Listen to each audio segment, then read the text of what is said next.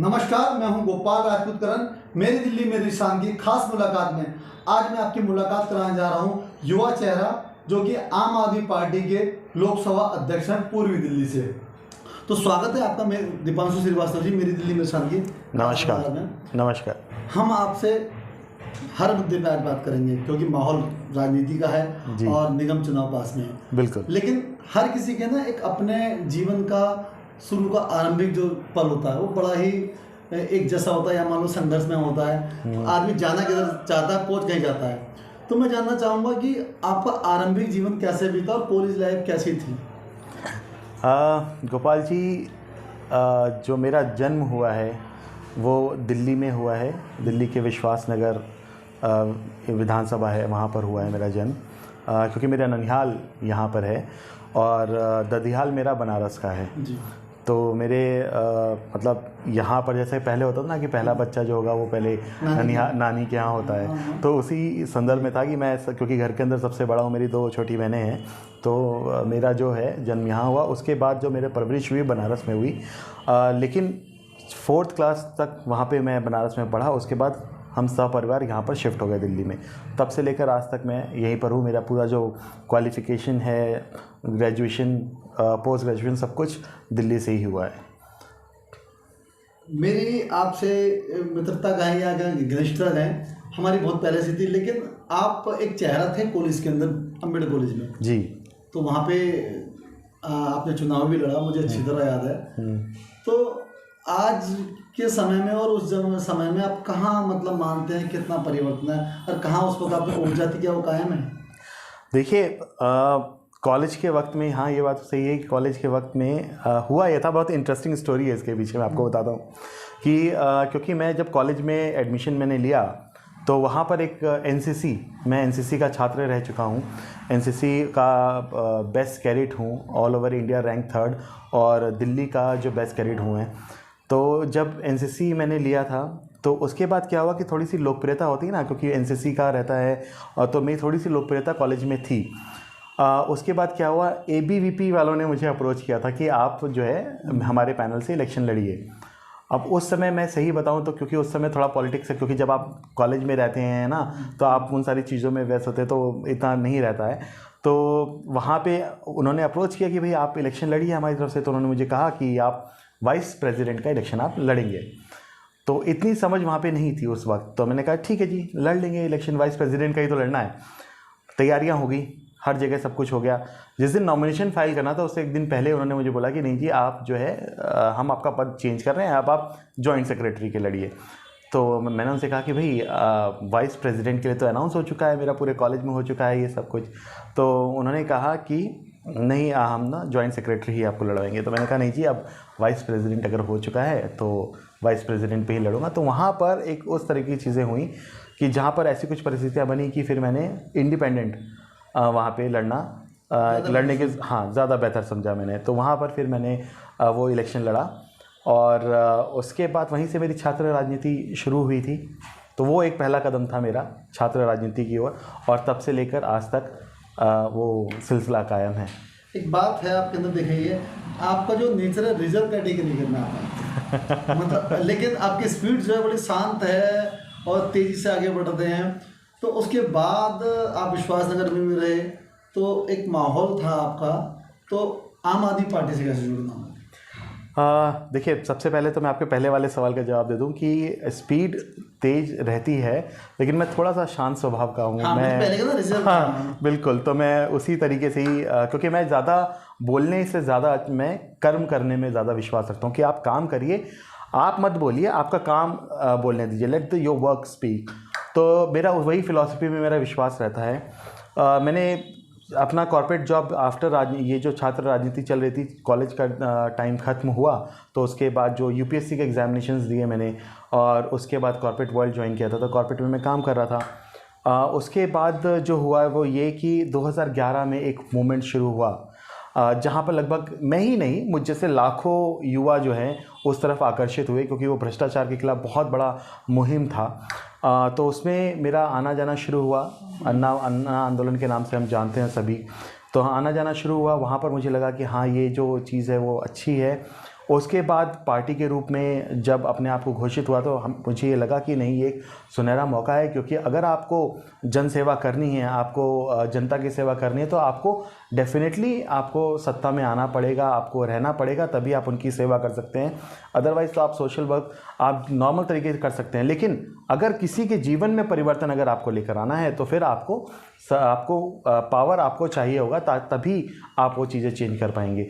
वहाँ से मेरी जो पॉलिटिकल जर्नी है एक्चुअल मायने में वहाँ से शुरू हुई कि मैं सीधा, अभी तक किसी और पार्टी से मैं नहीं जुड़ा था, फिर मैं आम आदमी पार्टी से ही बहुत ही स्क्रैच लेवल से, जिसे कहते हैं ना बंजर ज़मीन था जिसको कि धीरे धीरे बनाना शुरू किया, तो वहाँ से मेरी वो जर्नी शुरू हुई। एक बड़ा महत्वपूर्ण क्वेश्चन है पूरे दिल्ली के लिए।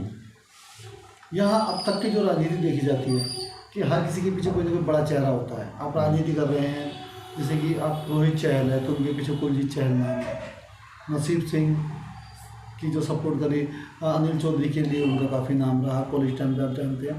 अच्छा, अनेकों नाम है, मतलब कि एक बड़ा जैसे कहते हैं गॉड फादर होना या फैमिली के अंदर होना। जहाँ तक मेरा आपसे रहा कि हम लोगों के पीछे कुछ था ही नहीं, लेकिन आज आप एक देखिए जमुना पार क्या चीज़ है। जमुना पार को ये कहा जाता है पूरे हिंदुस्तान की राजनीति दिल्ली से चलती है, लेकिन दिल्ली की राजनीति जमुना पार से चलती है। तो इस देश के अंदर या कहेंगे दिल्ली के अंदर जो भी टॉप पोजीशन में पहुंचा है वो जमुना पार का सबसे पहले, यानी कि जिस पद पे आप हैं वो लोकसभा अध्यक्ष रहा है, वो दिल्ली की राजनीति उसने कमान संभाल लिया है। तो चाहे एस के लोहित जी रहे हो, शीला दीक्षित जी मुख्यमंत्री रही हैं, मैं आपसे एक लंबी लिस्ट है। तो आप उन लोगों के लिए क्या कहना चाहते हैं जो जिनके पीछे कोई नहीं है पर राजनीति में आ रहे हैं, और आप कैसे वो आगे बढ़ते हैं, क्या देखते हैं? देखिए, ये बहुत ही अच्छा ये जो प्रश्न है आपका वो है। ये बात भी सही है कि मेरे पीछे कोई भी ऐसा कुछ बैकग्राउंड नहीं था। मैं जी कोई ऐसा कुछ खास बैकग्राउंड नहीं था। मैं बहुत ही सिंपल और बहुत ही साधारण परिवार से आता हूँ, लोअर मिडिल क्लास जिसे आप कह सकते हैं, कि 11th या 12th स्टैंडर्ड तक जो है मैं स्कूल पैदल जाता था, क्योंकि हमारे पास साइकिल नहीं हुआ करती थी, तो पैदल जाया करते थे हम लोग। और क्योंकि 11th की हम फ़ीस भर सकें इसलिए, तो मैं 12th स्टैंडर्ड में हूँ और मैं उसकी फ़ीस भर सकूँ उसके लिए मैं ट्यूशन भी पढ़ाता था साइमल्टेनियसली। मैं खुद 12th में हूँ, जो पढ़ के आता था वो बच्चों को पढ़ाता था ताकि वहाँ से कुछ फ़ीस का अरेंजमेंट हो सके और फिर मैं अपनी फ़ीस भर सकूँ। तो परिवार का दायित्व भी मेरे ऊपर बहुत था, और उसके बाद संघर्षपूर्ण जीवन मेरा रहा है। लेकिन ये बात बिल्कुल सही है कि कोई गॉडफादर नहीं था, रास्ता खुद बनाना था। कोशिश की, बनाया, और आम आदमी पार्टी के रूप में एक वो मौका मिला जहाँ पर कि मनीष जी और अरविंद केजरीवाल जी हैं, उन लोगों ने वो रास्ता खोला सारे यंगस्टर्स के लिए, मेरे लिए ही नहीं। आप देखेंगे तो आम आदमी पार्टी का अगर आप हिस्ट्री देखेंगे तो उसमें कई युवा चेहरे ही हैं, मिनिस्टर्स युवा चेहरे ही बने हुए हैं, है ना। तो युवाओं के लिए मौका जो है वो आम आदमी पार्टी ने दिया, और उसी तरीके से मैंने आपको एक बात कही कि पत्थर की लकीर है जमुना पार की जो सीट है, चाहे सांसद कह लीजिए चाहे वो पार्टी में अध्यक्ष में, कहीं दीपांशु के लिए कहीं एक गॉड गिफ्ट तो नहीं है कि जब भी कोई व्यक्ति ऐसा आता है कि अगर उसकी सीटें तुरंत जीत ली। आपके पास सबसे बड़ा चैलेंज है निगम का चुनाव। और पहले तो कहा जाता था कि भाई दिल्ली में पूरा एक निगम होता था, तो भाई जो जिम्मेदारी किसकी होती थी, प्रदेश अध्यक्ष की होती थी, उसे निगम जिताना है। पर इस बार आपके लिए चैलेंज भी है, सुनहरा अवसर भी है। जो जिस पद पे आप हैं, पूर्वी दिल्ली या लोकसभा मान लीजिए, उस लोकसभा का या मान लीजिए जमुना पार का एक मेयर होगा, तो यानी कि अगर वो जीत के आता तो आपके सर पे ताज होगा। और एक चीज मैं फिर कहना चाह रहा हूँ, सर आपके सर पे ताज होगा, और आप लोग निगम जीत रहे हैं। जैसे कि विश्वास नगर की जो सीट है बिल्कुल आपकी इस टाइम आम आदमी पार्टी की झोली में है, क्योंकि उनके करप्शन, उनके जो बुरी स्थिति है निगम की, वो जग जाहिर है। आनंद विहार की सीट पे आप विवाद है, कुछ दिन पहले करकड़ू में चला है, तो वहाँ पे भी बुरी स्थिति है। तो ऐसी काफ़ी सारी स्थिति है जिसके अंदर आपका एक वार्ड है झिलमिल वार्ड, वो भी खतरे में आ चुका है, क्योंकि उसका निगम पार्षद इधर उधर उछल कूद करता रहता है। तो कहीं ना कहीं ये गॉड गिफ्ट है क्या दीपांशु के लिए कि भाई हम जीत रहे हैं कि? देखिए, ये तो बहुत ही अगर आप थोड़ा सा देखेंगे पीछे से, तो दिल्ली सरकार पहले क्या था कि जब सरकार बनी थी, आम आदमी पार्टी की सरकार आई थी, तो हम लोगों को बहुत वक्त लग गया था लोगों को समझाने में कि सरकार, दिल्ली सरकार और एमसीडी दो अलग अलग संस्थाएं हैं जी। लोगों को ये लगता था कि अच्छा ये काम कूड़ा नहीं उठाया तो ये सरकार की जिम्मेदारी है, या ये नाली साफ़ नहीं हुई तो सरकार की जिम्मेदारी है। हमें उन लोगों को बताना पड़ा कि भाई देखिए, दो संस्थाएं अलग अलग काम करती हैं, दिल्ली सरकार के अंतर्गत ये सारी चीज़ें आती हैं और एमसीडी के अंदर ये सारी चीज़ें आती हैं। तो हम लोगों ने लोगों को बताया, और आज लगभग 6 से 7 साल के बाद जब मैं जाता हूँ, फील्ड में रहता हूँ और लोगों से बातचीत करता हूँ, तो उनको बहुत अच्छे तरीके से क्लियर है कि ये गली जो है या ये कूड़ा नहीं उठ रहा है तो वो एमसीडी का काम है। तो लोगों को अपने आप ही ये पता है कि ये एमसीडी करना का काम है, लेकिन वो करते नहीं हैं, जानबूझकर ही अटकाते हैं। तो वो जो भ्रष्टाचार की वजह से है ना, वो आज भी लोग इतने ज़्यादा त्रस्त हैं कि वो इस बार बिल्कुल मन बना चुके हैं कि वो चेंज करेंगे। अब बात रह गई कि आपने जब मुझे कहा कि भाई ये किस तरीके से गॉड गिफ्टेड आपके झोली में आ गया, देखिए ऐसा मैं नहीं मानता हूँ। मैं हालांकि मैं भगवान में बहुत विश्वास करता हूँ, लेकिन मैं ये ज़रूर कहता हूँ कि देखिए मुझे मेरे राष्ट्रीय अध्यक्ष, मेरे माननीय मुख्यमंत्री, उप मुख्यमंत्री, उन्होंने मुझ पर भरोसा दिखाया है ये कि, और उन्होंने मुझे जिम्मेदारी दी है कि यहाँ की जो सीटें हैं वो लड़वानी हैं। तो जो भी विजय श्रेय होगा उसका सर पे जो ताज है वो मैं नहीं, मेरे मुख्यमंत्री जी, मेरे जो आदर्श हैं मनीष सिसोदिया जी। सेनापति तो आप है ना। देखिए राजा का जरूर ठीक है। एक मुझे अभी भी याद आ रहा है कि भाई राज तिलक की करो तैयारी जी। हाँ। तो यानी अब दीपांशु जी आ रहे हैं, वो चीज मैं समझ पा रहा हूँ, ठीक है, नाम उनका होता है, लेकिन मैदान में जो देखिए सवाल ये होते हैं, जब दीपांशु जैसा व्यक्ति या ब्रजपाल पाली जैसा व्यक्ति या अवधेश चौबे जी जैसा व्यक्ति, मैं आपको बड़े नाम बता रहा हूँ, जब ये मैदान में 10-10 साल तक काम करते हैं जी, तो हमारा जो सुप्रीम लीडर है ना, जनता उसके पास नहीं जाती है कि सर मेरा आधार कार्ड बना दो, मेरा वोटर आईडी कार्ड बना दो, या मुझे राशन नहीं मिला। वो आप जैसे लोगों का दरवाजा खटखटाते हैं, और उसको जो फेस करना पड़ता है, जो गालियाँ सुननी पड़ती हैं, जो माला पहनी जाती हैं, वो आपके गले में माला होती है और गालियाँ भी आप ही के लिए होती है। लेकिन मेरा बड़ी चीज़ होती है। लेकिन मेरा इसमें सबमिशन सिर्फ इतना है, क्योंकि देखिए राजा हैं, राजा अपने सैनिकों को आदेश देता है और सैनिक उनके आदेश पे काम करता है। तो मेरा जो काम है, जो मुझे दिया गया है, वो मेरा कर्तव्य है कि मैं उस काम को पूरे ईमानदारी के साथ निभाऊं, और जो जहां भी जीते उसकी ताजपोशी मेरे राष्ट्रीय अध्यक्ष या मेरे जो आदर्श जी, तो रहा है। हाँ, बात यह है कि जो सेनापति होता है, जो मैदान में होता है, जवाबदेही उसकी होती है। देखिए बिल्कुल है, आखिर कुछ ना कुछ भरोसा तो है। अरविंद जी ने या मनीष जी ने मुझ में कुछ भरोसा दिखाया है, और मेरी पूरी कोशिश रहेगी कि उनके भरोसे को ना टूटने दिया जाए, कायम रखें हम प्रॉपर, और जो जिम्मेदारी उन्होंने मुझे दी है उसको निभाकर मैं आपको कुछ नाम बताऊं जी। विश्वास नगर वार्ड की बात कम कर दीजिए। ओके, जग जाहिर है यहाँ पे सफाई नहीं हो रही, तो सब जानते हैं कौन उगाई कर रहा है। बिल्डिंग के मामले में जो उगाई हो रही है, यहाँ के जेईओ का नाम है, मतलब हजारों की संख्या में, जैसे कि एक योगेश मान हो गया, गौड सा क्या नाम है उसका, अनुज गौड हो गया, ऐसे अनेकों नाम है जो मतलब धड़ी लगी हुई है निगम में कि जिनकी कंप्लेंट होगी जी, और भ्रष्टाचार कायम है। एक मुझे आज भी याद है, किसी ने कहा था कि चांदी का जूता अगर निगम पार्षद के सर में मार दिया जाए तो भ्रष्टाचार कायम रहता है, जैसे कहते हैं कि शैतान का राज कायम रहेगा। तो आपकी जो पार्टी आएगी तो उनको कैसे आप काबू करेंगे? देखिए ये बात जग जाहिर है, ये बात समस्त दिल्ली में तीनों एमसीडी में ये जाहिर है, और पब्लिक को भी ये पता है कि सबसे ज़्यादा जो करप्शन है वो एमसीडी के अंदर है। ठीक है, हाँ, तो एमसीडी का नाम जो है वो म्यूनिसिपल कॉर्पोरेशन डिपार्टमेंट की जगह महाचोर डिपार्टमेंट रख दिया गया है, जनता के द्वारा ही, हमारे द्वारा नहीं रखा गया है। पोस्टर भी लगाए गए हैं, आपने देखा भी होगा, तो वो पोस्टर हमने भी देखा है। तो वो हमारे द्वारा नहीं लगाए गए, वो जनता यहाँ की जागरूक है, जनता को पता है, जनता ने किया है। हमारा कर्तव्य क्या होता है? देखिए हमारा कर्तव्य है कि जब जनता ने हम पर भरोसा जताया, एक बार नहीं तीसरी बार हमने सरकार बनाई है, और जब जनता ने जब भरोसा जताया 67 सीटें उन्होंने देकर भेजी हमें, उसके बाद दोबारा चुनाव में उन्होंने 62 सीटें हमें देकर भेजी हैं। वहाँ पर उन्होंने जिस भरोसे के साथ हमको सत्ता सौंपी थी, उसी भरोसे पे हम उतर भी रहे हैं जनता के। चाहे वो आप स्वास्थ्य देख लीजिए, चाहे वो शिक्षा देख लीजिए, चाहे वो बिजली हो, चाहे वो पानी हो, ये सारे मुद्दे, चाहे वो मार्शल्स की नियुक्ति हो, बसों के अंदर हो, कैमरा, सीसीटीवी कैमरा, वाईफाई योजना, मतलब मेरे पास एक पूरी लंबी लिस्ट है। अगर शायद मुझे भी वो याद नहीं कि हम लोगों ने कितने काम किए हैं, लेकिन सिर्फ इतना है कि अगर हम जनता के बीच में अपने मुद्दों को लेकर जाएंगे, अपने काम को भी लेकर जाएंगे, लेकिन अगर जनता हमें इस बार ये मौका देती है कि एमसीडी जो है के ऊपर हम करें, हम उनको सेवा करने का मौका अगर जनता हमको देती है तो डेफिनेटली जनता एक बहुत बड़ा परिवर्तन देखेगी। मैं और आपको एक बात बहुत बता भी दूं, क्योंकि मैं खुद कॉर्पोरेट में रहा हूं, स्ट्रैटेजीज ये सब चीज़ें बहुत अच्छे तरीके से जानता भी हूं।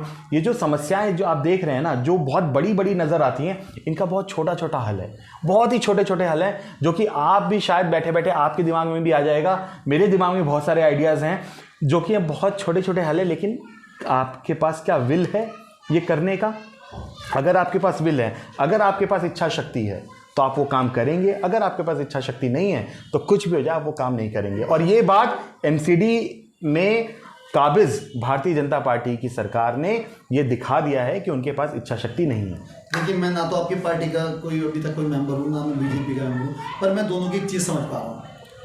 आपने या आपकी पार्टी ने किसी भी उद्देश्य से आपने पानी फ्री करा, बिजली की भी फ्री करा एक तरह से, और आपने सिविल डिफेंस के अंदर लोगों को रोजगार देके लोगों का परिवार चला रहे हैं।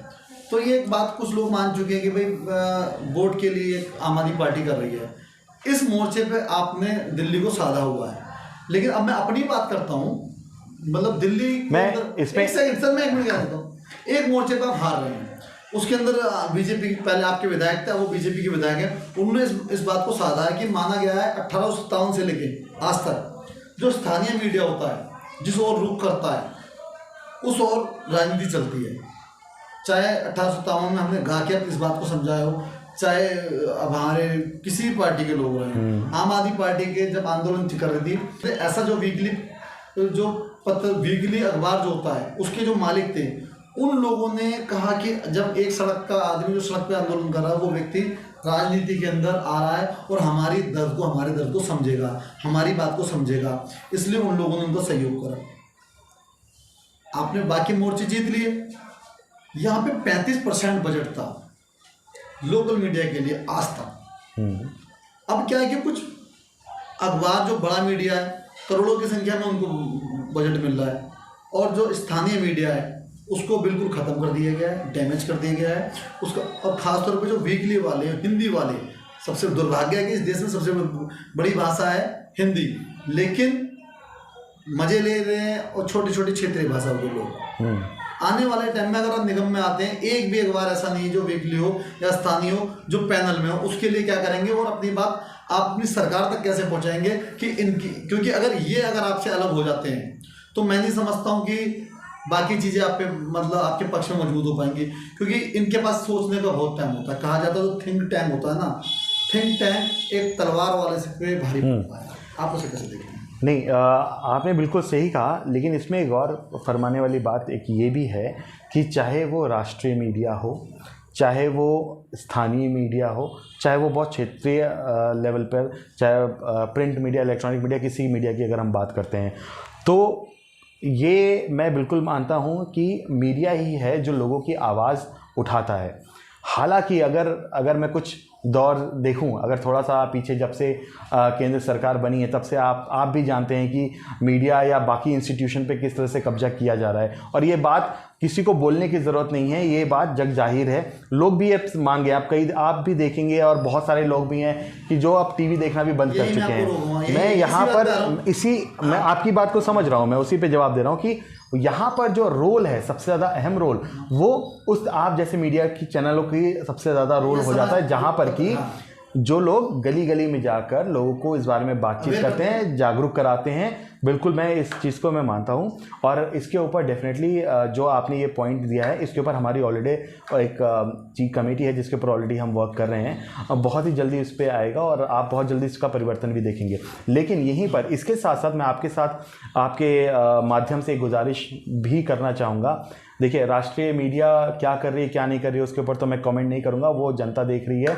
क्या कर रहे हैं कैसे कर रहे हैं। लेकिन आप लोग क्योंकि इस चीज़ में काफ़ी सक्रिय हैं, तो मैं आप लोगों से के माध्यम से निवेदन ज़रूर करूँगा कि आप लोग भी देखिए कि जनता के हित में क्या है।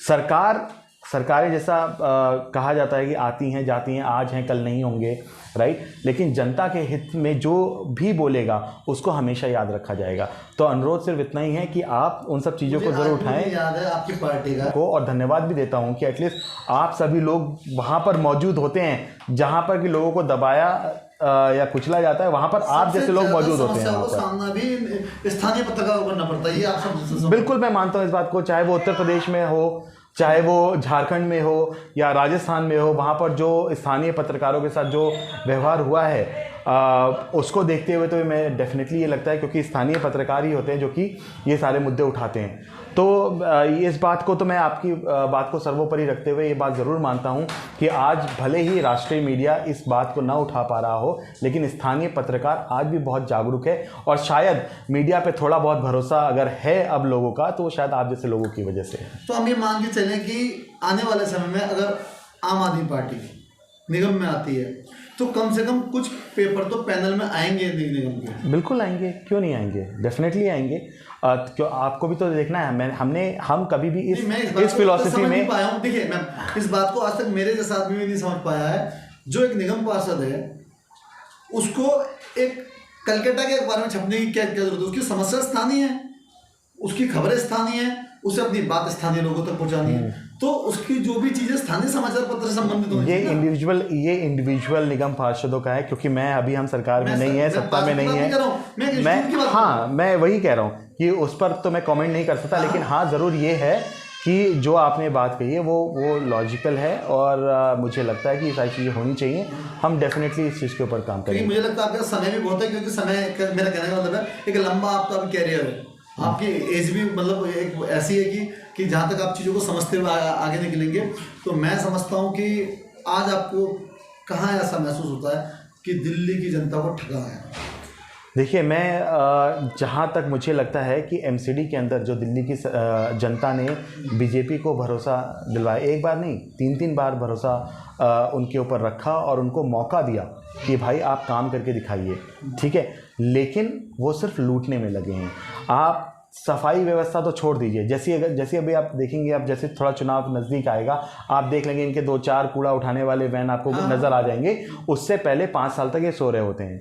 हाउस ये चलने नहीं देते, मुद्दे ये रखने नहीं देते, बात ये करने नहीं देते, अपनी मर्जी से सारी चीज़ें पास कर रहे होते हैं, किसी से डिस्कशन तक नहीं करते हैं, ठीक है। तो जनता को ये पता है। देखिए, जनता को मैं बहुत ही साधारण, जैसे मैंने बोला, बहुत ही साधारण परिवार से आया हूँ। उस समय मैं तो राजनीति में नहीं था, लेकिन जब मैं देखता था तो मुझे लगता था ये काम क्यों नहीं हो रहा है ना। तो मैं बोलता था ये लोग काम क्यों नहीं कर रहे, इनको तो हमने चुन के भेजा है। लेकिन जैसा मैंने पहले कहा कि आपकी इच्छा शक्ति होनी चाहिए काम करने की, शायद उनकी नहीं है। मैं सिर्फ यहाँ पर यही कहूँगा कि इतना ज़्यादा भ्रष्टाचार एमसीडी के अंदर, महाचोर, महाकरप्ट डिपार्टमेंट इसका नाम दे दिया गया है। हमारी कोशिश ये रहेगी कि अगर जनता को उन्होंने आज दिल्ली सरकार का काम देखा है, उनको पता है कि दिल्ली सरकार कितने अच्छे तरीके से काम करती है। युवा लोग हैं दिल्ली सरकार के अंदर, मंत्री तक दिल्ली सरकार में युवा बने हुए हैं। मौका मिलता है तो एमसीडी जो है पूरी तरीके से बदल देंगे, ये आश्वस्त रहिए। 4.5 साल किसी ने कोई काम नहीं किया। अभी आपको एक समस्या आने वाली है, सड़कें और जो छोटी छोटी गलियां हैं उन्हें खोद के छोड़ दिया जाएगा, ताकि एंड टाइम पे दिखा दी जाए कि भैया ये हमने वो बनाई है। तो उस विषय में क्या कहना है? यही तो इनकी प्लानिंग होती है ना। उसमें क्या होता है, देखिए हमारी जो जनता है ना, बहुत ही भोली जनता है, बहुत ही सेंटिमेंटल, जैसे कहते हैं, बहुत ही इमोशनल जनता है। तो वो क्या करते हैं कि आपके इमोशंस के साथ खेलते हैं। हमारा वो काम नहीं है। हमारा ये काम है कि भाई अगर आपने हमें पावर दिया, आप ही टैक्स दे रहे हो, आप ही के पैसे से हमें आपका काम करवाना है, तो वो काम मैं आपको परमानेंट रिलीफ कर क्यों ना करूँ? क्यों मैं आपको ये 4-4.5 साल अटकाऊँ और उसके बाद आपको दिखा दूँ कि देखो जी काम कर दिया है, ठीक है। तो ये चीज़ नहीं करना है, क्योंकि ये चीज़ अगर आप हमारे सरकार की बात करेंगे, दिल्ली सरकार में देखेंगे, तो हमने चुनाव के टाइम पे सारी चीज़ें नहीं की। जैसे हम जीते हैं उसी समय ही हमने सारी चीज़ों का अनाउंसमेंट कर दिया कि ये हमारे वादे थे, ये चीज़ें हमने रखी थी, और वो चीज़ें हमने तुरंत अगले 3 से 4 दिन के अंदर ही सीएम पद की शपथ लेते ही माननीय मुख्यमंत्री जी ने उसको अनाउंस कर दिया, ठीक है। यहाँ पर जो भी हम अब एमसीडी स्थानीय मुद्दों को लेकर एमसीडी में उतरेंगे हम लोग, और जो वादे, सिर्फ वो वादे नहीं रहेंगे, जो हम जनता को बताएंगे कि ये चीज़ें हम आपके लिए करेंगे, वो चीज़ें इमीडिएट आप देखेंगे सरकार बनने के बाद वो इमीडिएट प्रभाव से लागू हो जाएंगे। वो लास्ट में एक क्वेश्चन आपसे बात है आम आदमी पार्टी के कार्यकर्ताओं के लिए कोई संदेश पूरी दिल्ली? देखिए, सबसे पहले तो मैं कार्यकर्ता अपने उनको नहीं बोलता हूँ, संबोधित नहीं करता हूँ। उसका रीज़न ये है क्योंकि कार्यकर्ता उनको बोला जाता है जो पेड हो, ठीक है। ये नया शब्द मिला है, क्योंकि कार्यकर्ता की परिभाषा हमारे यहाँ पे जो कार्यकर्ता है। नहीं, तो क्या होता है हमारे यहाँ पे, इसीलिए हमारी पार्टी में शुरू से ही सबको वॉलंटियर बोला जाता है। वॉलंटियर का मतलब ये होता है कि आप समाज सेवा करने के लिए आए हैं, आप अपनी इच्छा से आए हैं और अपनी इच्छा से आप वक्त अपना देते हैं। तो मैं कार्यकर्ता कह के कभी भी संबोधित नहीं करता हूँ, मैं उनको वॉलंटियर ज़रूर बोलता हूँ कि वॉलंटियरली आप अपना समय दे रहे हैं, टाइम दे रहे हैं, वक्त दे रहे हैं, इसलिए मैं उनको वॉलंटियर बोलता हूँ। मैं अभी अपने सभी वॉलंटियर्स को हाथ जोड़कर उनसे विनम्र निवेदन भी करता हूँ कि अभी जो चीज़ें हैं, हमें जिस भावना के तहत हमने इस पार्टी का गठन किया था, जिस भावना के साथ हमने अपने आप को उतारा था समाज की सेवा करने के लिए, उसी भावना को हमें आगे बढ़ते हुए एमसीडी के अंदर भी उसको लेकर जाना है, ताकि दिल्ली जैसा हम बनाना चाहते हैं, जो हमारी कल्पना है, वो कल्पना को हम साकार कर सकें। उसके लिए एमसीडी को हमें जीतना बहुत ज़रूरी है। और लोगों को आप कन्विंस करिए, लोगों से आप बातचीत करिए, लोगों को बताइए कि दिल्ली सरकार ने क्या काम किया है, और अगर हम सरकार में आते हैं तो हम एमसीडी को भी किस तरीके से परिवर्तित करेंगे। वो सारी चीज़ें वॉलंटियर से रिक्वेस्ट करूँगा मैं कि वो लोगों तक वो पहुँचाएँ। तो बहुत बहुत धन्यवाद आपका दीपांशु जी कि आपने